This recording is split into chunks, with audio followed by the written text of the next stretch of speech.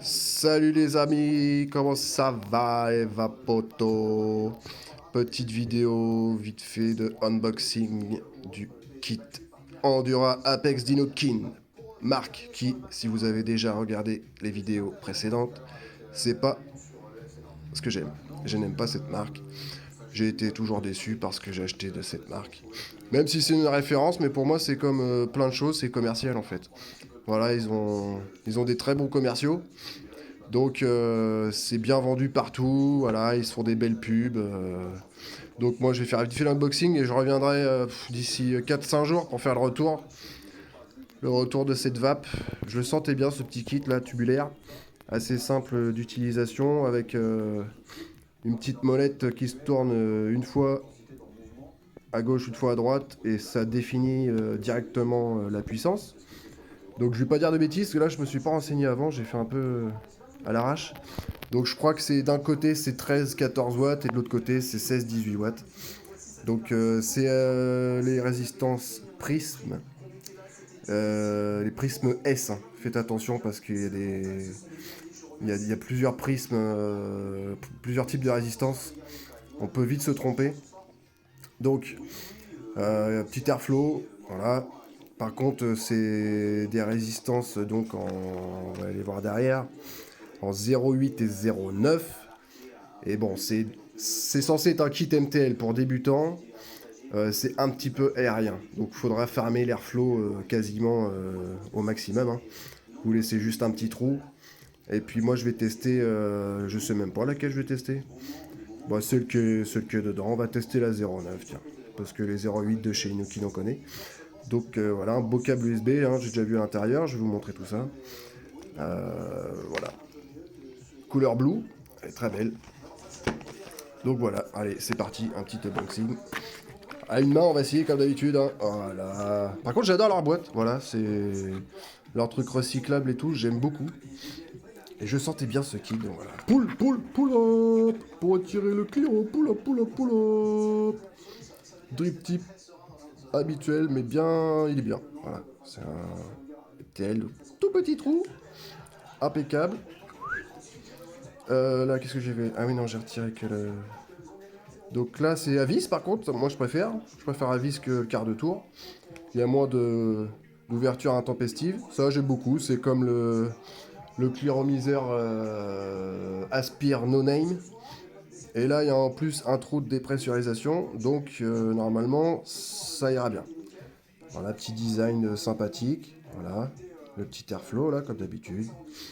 Voilà, c'est très simple, hein, c'est basique. Moi, non, ce qui m'intéresse, donc chez Inukin pour les débutants, le pin 510 est directement de la résistance. Donc en fait, la bague d'airflow des Inokin sont vides, hein. C'est des trous.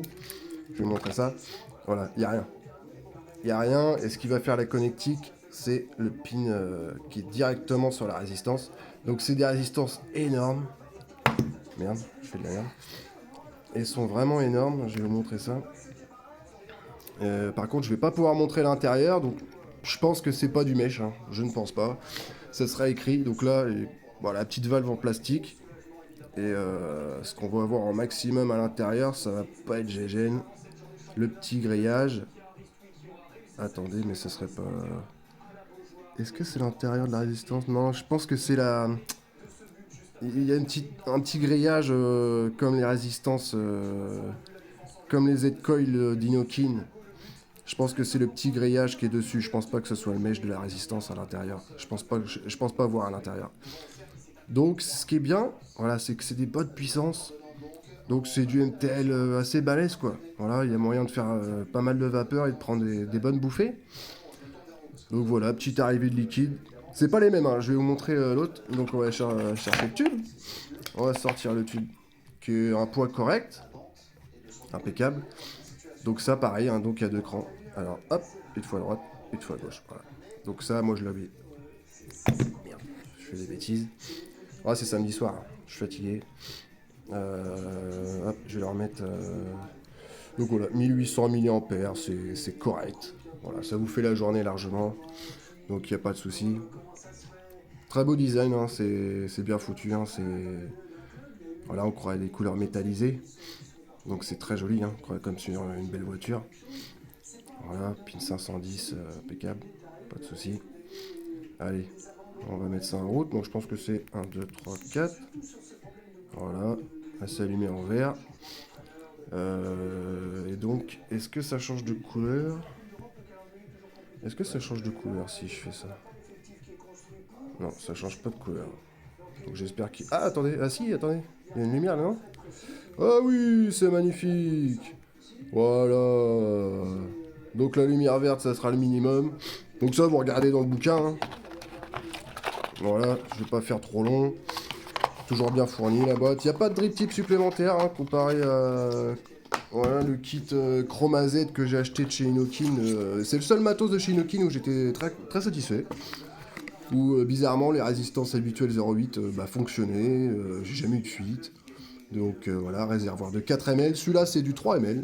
Donc c'est très bien. Ça vous fait la journée, hein, en MTL si vous n'êtes pas trop bourrin. Donc les joints toriques habituels. Et il n'y a rien, juste tout petit joint, il n'y a pas de drip tip, il n'y a rien. Le bouquin, et puis voilà, les réseaux sociaux.